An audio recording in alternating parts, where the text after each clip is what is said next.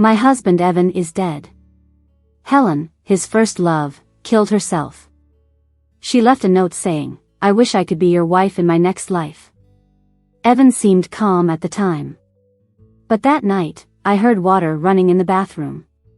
When I opened the door, I found Evan collapsed in the tub. There was a hastily scribbled note next to him, "Okay, I'm coming to find you."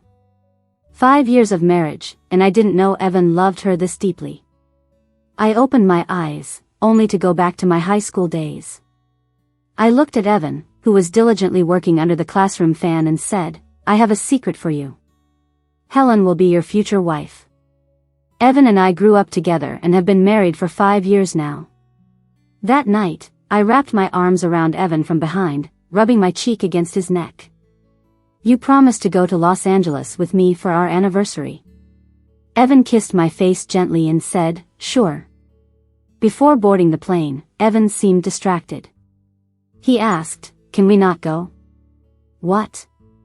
I was busy making plans and didn't catch it. Evan dropped his gaze, brushing his fingers against my cheek. "Nothing." After flying to Los Angeles, with the breeze cool and gentle, Evan looked pale and said he was airsick and went back to the hotel. Worried, I followed him back to the hotel. When I opened the door, Evan was pacing, making phone calls with a rare look of anxiety on his usually composed face, but there was no answer from the other side. I asked with concern, "What's wrong?" Evan was startled, quickly putting down the phone and giving me a strained smile. "Nothing, just can't reach the HR manager." Evan was a workaholic, hadn't taken a break in years. I once asked why he worked so hard, and he teasingly tapped my nose, "To support you, dear." I leaned my head gently against his chest. "Don't work too hard, it worries me." He hugged me with a smile. "Okay." I didn't notice the slight hoarseness in his voice.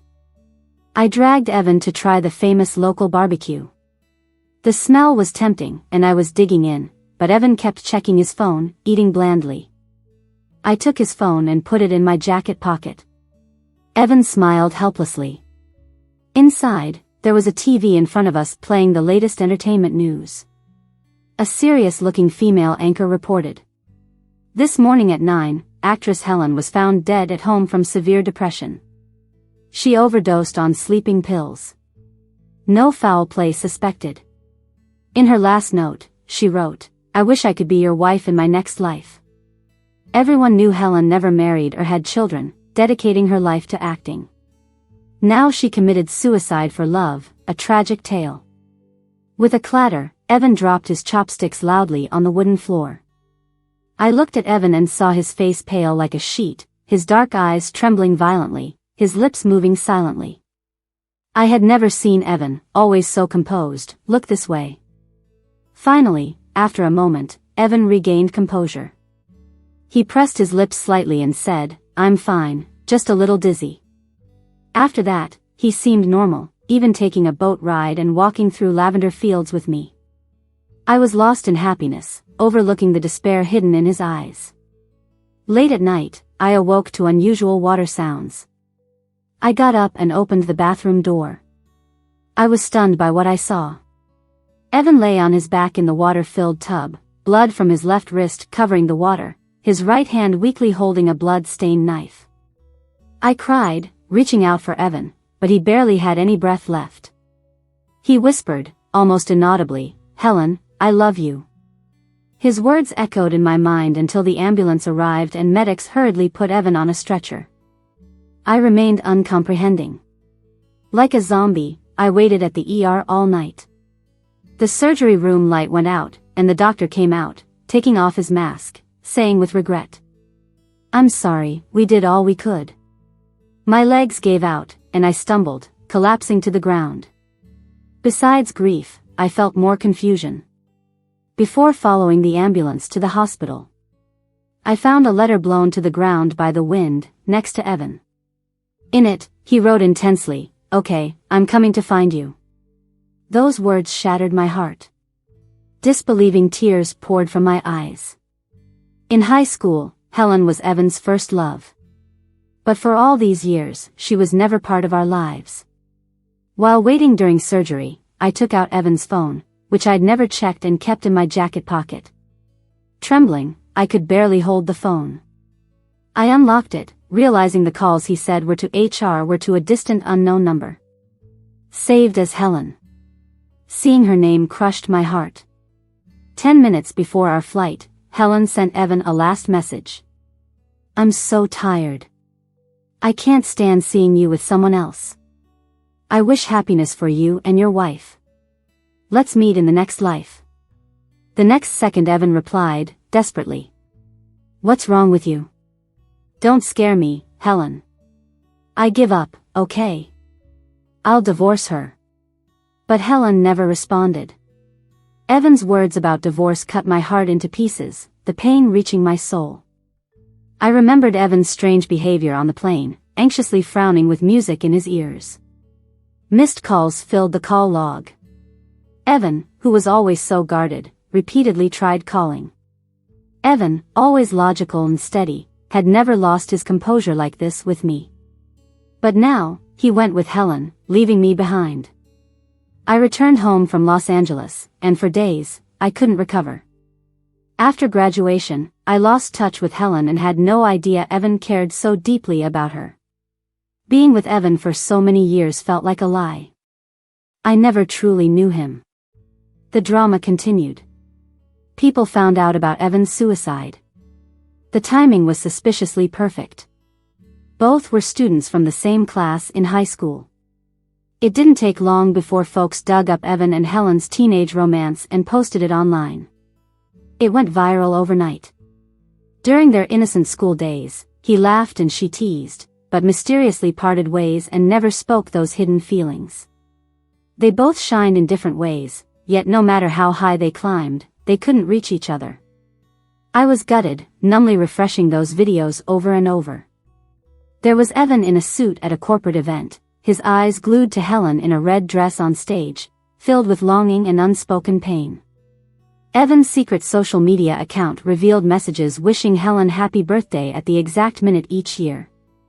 He'd share pictures of the little bunnies Helen loved, wishing her happiness. Even the cheap watch he never let anyone touch was a gift from Helen long ago.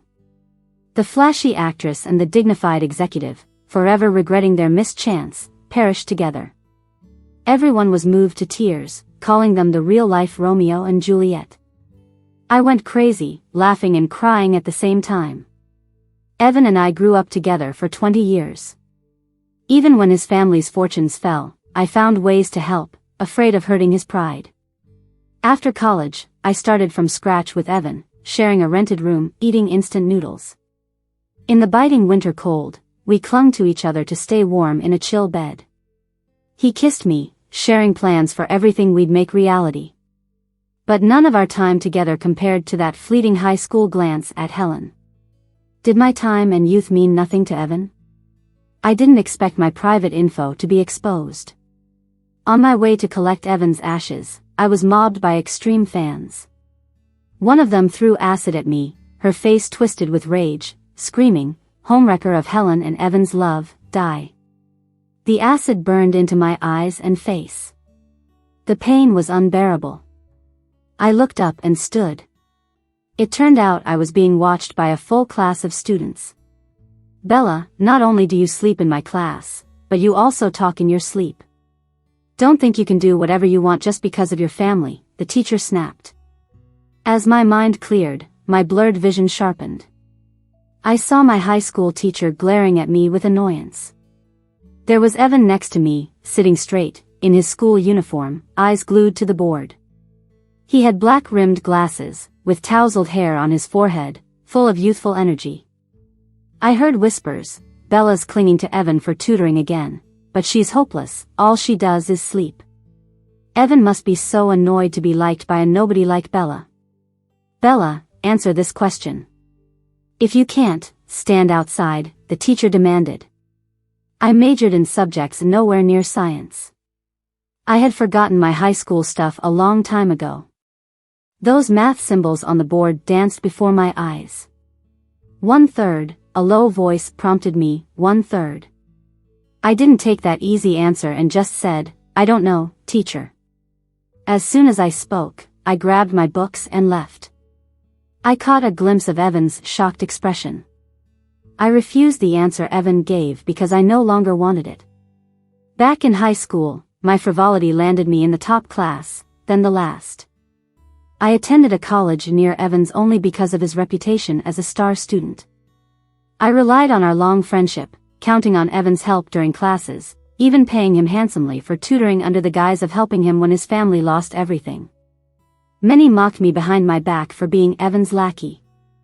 But years later, our startup journey toughened me up. I was no longer the pampered princess but someone who could brush off humiliation and move forward after being crushed by investors.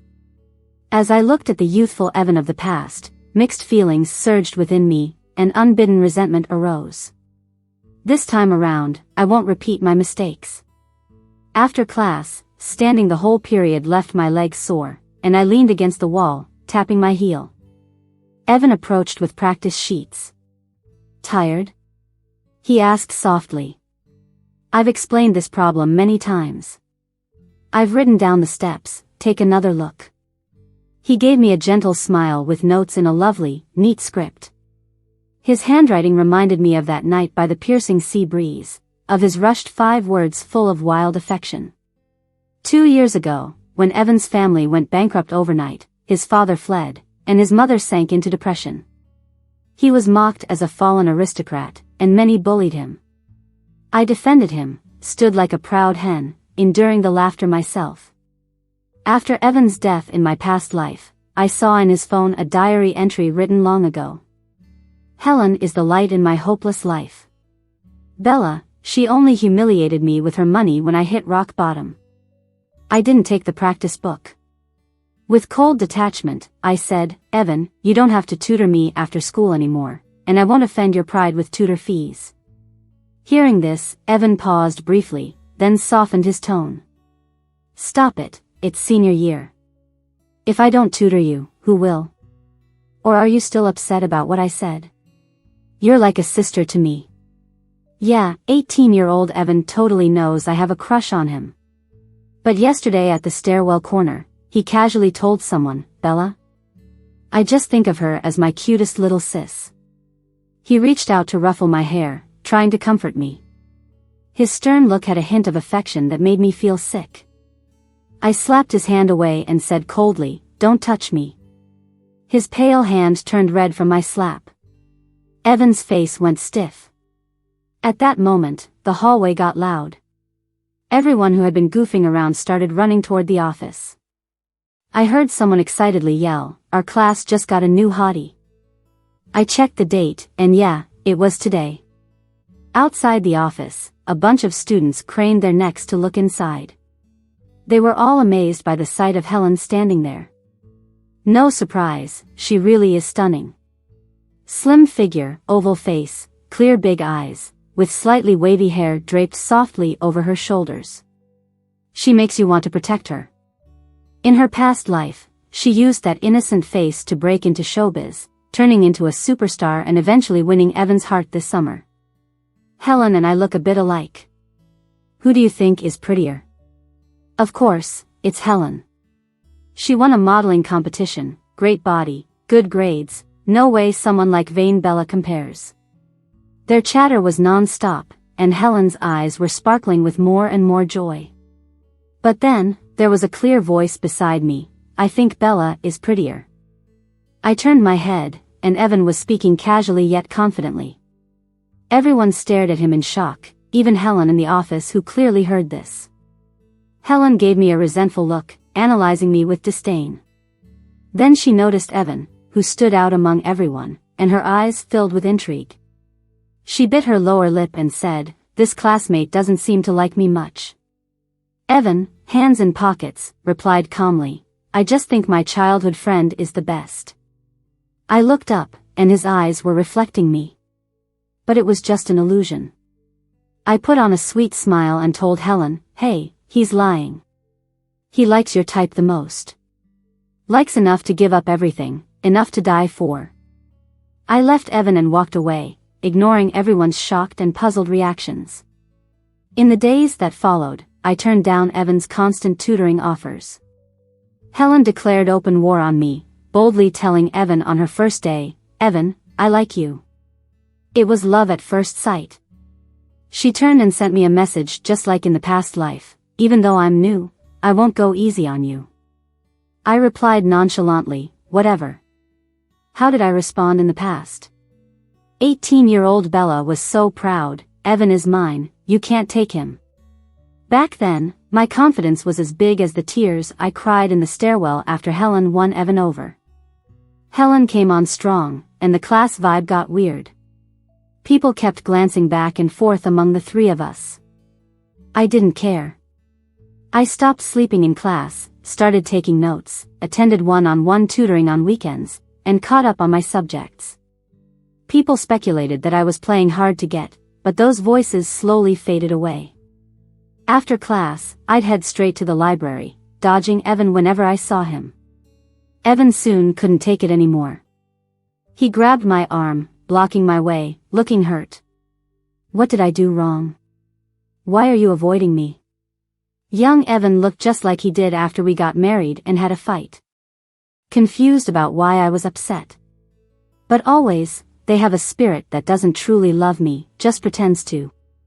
I pulled my hand away from Evan's. My silence clearly meant something different to him.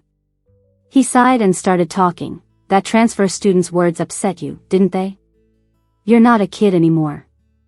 Don't let what others say push you away from me, okay? Evan. He got interrupted by Helen, running over with her nose a bit sweaty. She smiled at Evan. Evan, why didn't you tell me you were going to the library? Did you eat the cookies I made? Your favorite, cranberry flavor. Helen rambled on with unstoppable, bold affection. Evan glanced at her with cold indifference. No, I threw them away. Helen looked hurt for a moment, but quickly returned to her bright self and said, it's okay. I probably didn't make them look good. I'll try harder next time.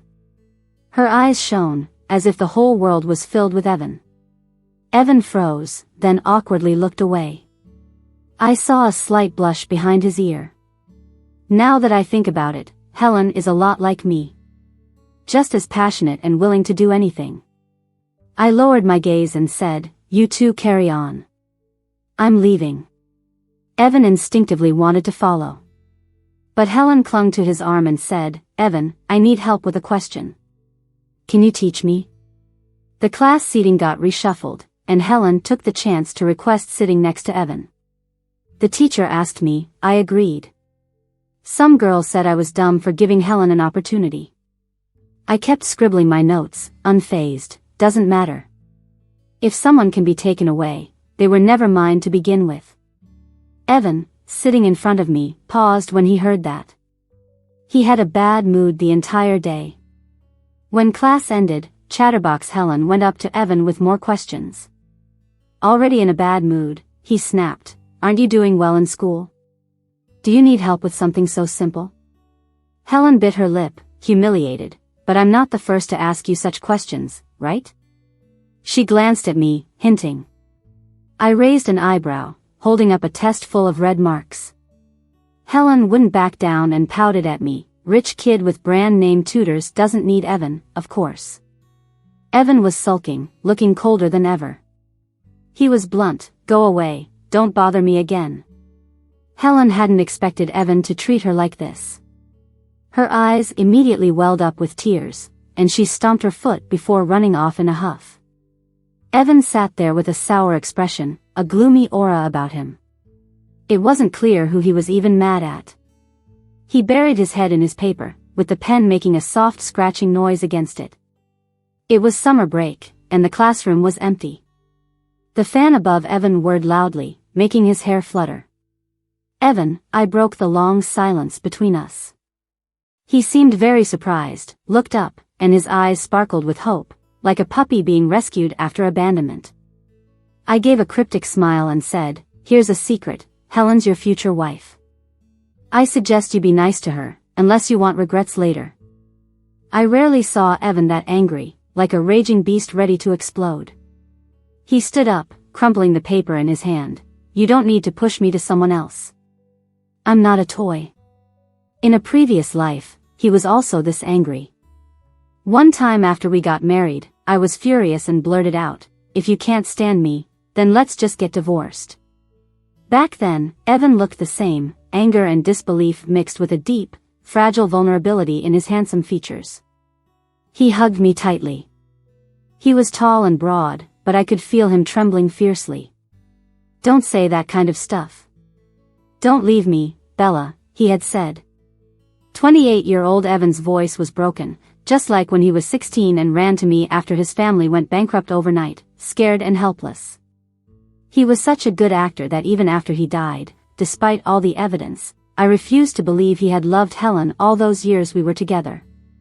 After that, Evan and I barely spoke. I enjoyed the peace. Helen seemed to revel in provoking me. She'd send me photos of her and Evan together. Like Evan's long, fair hand over Helen's smaller one while they did pottery, very intimate. Or him making detailed notes for her since she transferred schools and was catching up, even more thorough than the ones he'd made for me. She'd send sunrise photos where Evan was resting his head on her shoulder, both illuminated by the glowing morning light. She practically copied everything Evan and I had done. In the past life, when Helen sent these photos, I was furious and slapped her. It made Evan think I was unjustly targeting her. After college, I left my big house and stayed in a rundown apartment, Evan developing tech and me hustling for investment. Exhausted, we'd console each other. I'd play with his fingers and say, "When you're successful, let's travel the world, ski in Switzerland, feed birds in Italy." He'd squeeze my nose and promise to drop everything to do it with me. Yet, when his company soared, he cashed out at its peak and joined another promising firm as CTO. We had money, but the promises were forgotten. When I saw their photos today, I felt nothing. I turned them into a compilation and posted it online. Simple caption, "Wishing you endless happiness." No filters, public for all. Soon, comments filled with question marks flooded in. Evan eventually replied with a single word, "Okay." After that, everyone believed Evan and I were over, and I finally had some peace. Even our homeroom teacher heard about it, praised me for finally focusing more on my studies rather than Evan, insisting I'd get into a good college. Evan slowly opened up to Helen. During gym class, when Helen got knocked over, Evan rushed over, concern written all over his face as he helped her up, scolding her playfully, "Are you a klutz? Be careful." When she'd sleep at her desk, Evan would turn his book to shield her eyes from the sunlight peeking through the blinds.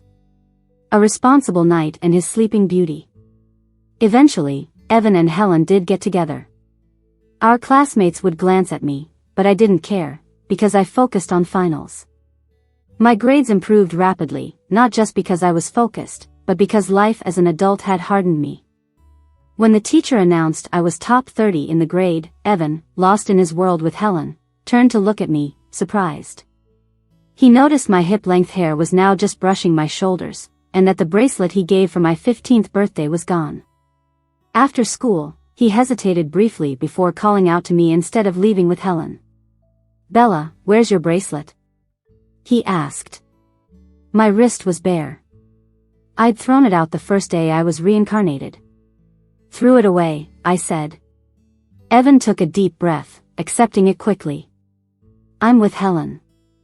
I know you don't like her, but try to get along. She'll be your sister-in-law one day." I laughed. I chased Evan for 5 years to finally win him over, but Helen did nothing, and he placed her securely in his future without a second thought. He didn't notice anything was off with me and kept talking. "I know you're mad and distant because I called you my sister. But," he took a deep breath, seemingly lacking confidence, "you can't force feelings. Let's just be family from now on." Evan was trying to make peace, hinting I should let it go and end our Cold War. "I haven't had a good meal with you in a long time," he continued. "Yeah," I replied. His eyes lit up like there was hope. He quickly added, "Auntie makes good food." I slap. I raised my hand and slapped Evan. It was a loud, crisp hit. He turned his head, then slowly looked back at me. Tears welled up in my eyes, catching him by surprise. "Evan," I said firmly, "you're such a jerk. With college entrance exams looming, my stress levels were through the roof.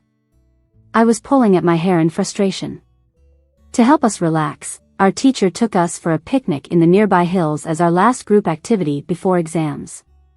I got grouped with Helen. As people left, she leaned toward me and said in a chilling tone, "Bella, I saw Evan come to you after school that day." Helen whispered in my ear, "No matter how much you like Evan, he's mine now." I wasn't interested, wouldn't even lift an eyelid. "Do you know why I transferred here in senior year?" she asked, fishing for my attention again. "I saw you and Evan buying books at the store. His eyes were always smiling, glued to you. It intrigued me, but also annoyed me." She had a smug, triumphant grin. "You have a good family and you're pretty, but your love life can't go smoothly too, right?" Helen's eyes glinted mischievously. I knew her background wasn't great but didn't realize she'd been so envious, with such a twisted mindset. "Do you really like Evan?" I asked, voicing my long-held doubt. Helen laughed, her eyes full of pride. "It's just fun. He has nothing now, except your affection. Haven't you noticed I mimic your every move?" She went on, "He fell for it. He's too dumb to know he likes you, and you're too dense." Yeah, I was too naive, giving my heart genuinely, only to get completely burned. Helen made a wrong move. I recorded what she said on my phone and sent it to Evan. I was eager to see how he'd react. Sometimes, youthful pride trumps feelings. Evan and Helen broke up. People saw Evan pinning Helen against the wall, his eyes bloodshot, questioning her fiercely. Seeing someone you like unravel like an onion only to find a rot inside. It's a nasty feeling. I hope he feels what I went through. 30 days to college entrance exams. During the mock exams, Evan vanished. Every teacher went nuts looking for him, contacting his parents, searching his home, but to no avail. Even when the 2-day exams ended, Evan didn't show. I walked home, worn out, only to see a man dressed in black at my door. My nerves tightened, and I gripped my alarm tightly. "Bella." It was Evan. He looked so thin I barely recognized him. His voice was shaky, tinged with despair. He rushed over and hugged me, trembling violently, just like the Evan I knew in a past life. He murmured, "I had a dream. A long, long dream, so long it scared me. I dreamt we were together, then got married. Because of Helen, I left on our anniversary, leaving you to face everything alone." He spoke slowly, like recounting a never-ending nightmare. "I saw you disfigured by acid, writhing in agony on the ground, beside my urn. Everyone mocked you, no one helped. You're the one who's vain and pain-averse. How much it must have hurt to be doused with acid," he rasped, nearly losing his voice. "I dreamt you went to the hospital, unable to bear your changed face, and jumped to your death in the spring when your wounds itched." "I don't believe it," he choked as tears poured down. "That's not true, is it?" He looked at me, bloodshot eyes seeking my denial.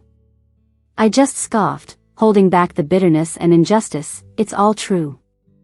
Evan staggered back, disbelief on his face, then knelt before me.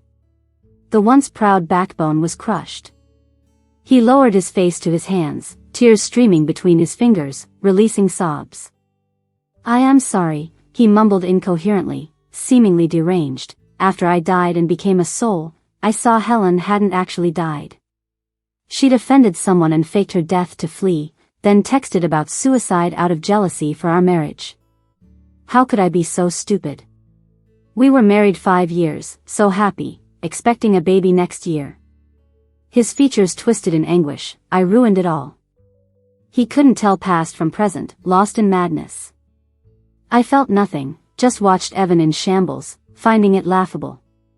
Leaving him to his repentance and sobs, I walked away without a backward glance.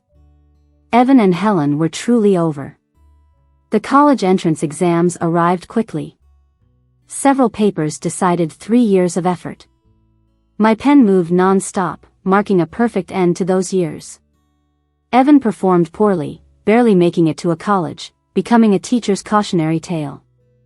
Helen's choice mirrored her past, shocking everyone. She gave up college to enter the entertainment industry. And me, the underdog, became a dark horse in the school. My scores even qualified for NYU. Seeing my results, my parents were over the moon, showering me with praise. The family threw a big celebration, with relatives congratulating me with joy. Evan kept texting me, almost obsessively, asking where I wanted to apply. Was it NYU? I guessed he wanted to apply to a school in the same city as me. When the acceptance letters came, I got into Harvard, my top choice, which was a solid 2,000 kilometers from Evan's school. Life's too short and unpredictable, and I have a lot I want to learn. I thought things would settle down after that. But in my first month at college, I saw Evan standing outside my dorm. He looked exhausted, like he had traveled a long way. "Bella, I'm sorry," he said, staring at me with eyes full of pleading. Back then, I was so focused on Helen because I felt guilty. I always thought my offhand compliment, that she looked great and photogenic, pushed her to be a star. I never expected she'd end up taking her life. The guilt was overwhelming, which is why It hit me now that all along, it was you I loved. I remembered all this to atone to you. Looking at his shattered expression brought back the desperate feeling from when I saw him attempt suicide. I curled my lips slightly and said, "I saw what was on your phone." His face suddenly went pale. "You told Helen you gave up, begged her not to die, and that you'd divorce me. We were together for years, yet every moment your mind was with Helen. On our anniversary, you let me find my husband's lifeless body. Is that what you call loving me?" Finally, with disgust, I said, "Get lost. I never want to see you again." My roommate told me she saw a man standing motionless outside all night, like a silent statue. I thought Evan would give up, but instead, he crossed those 2,000 kilometers every month just to see me, never intruding, just a distant glance before leaving.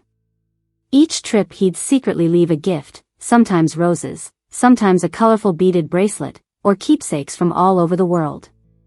This late-coming affection and these gifts, though heartfelt, never stayed. I tossed them all. I didn't need them anymore. Until the 10th gift, when I watched Evan's forlorn profile, I called out to him. His eyes, colder than the night, lit up briefly, only to dim immediately with my words. "Don't come back. Every time I see you, I have nightmares. The kind you know." His face drained of color, eyes turning dark and unreachable. After a long moment, he replied softly, "All right." Evan gave me a gentle kiss on the cheek and said, "All right." But he still kept wishing me happy birthday every year. "Happy birthday, Bella. May every year be safe and sound." Even on my 30th birthday, the message came right on time. On my wedding day when I turned 30, Evan, suffering from depression, jumped off the hospital rooftop. A stranger's letter was delivered to me, saying, "Everything from this life and the last, I give back to you." Another fall came, and a sycamore leaf landed in my palm. I whispered softly, like a breeze, "Goodbye. Never again."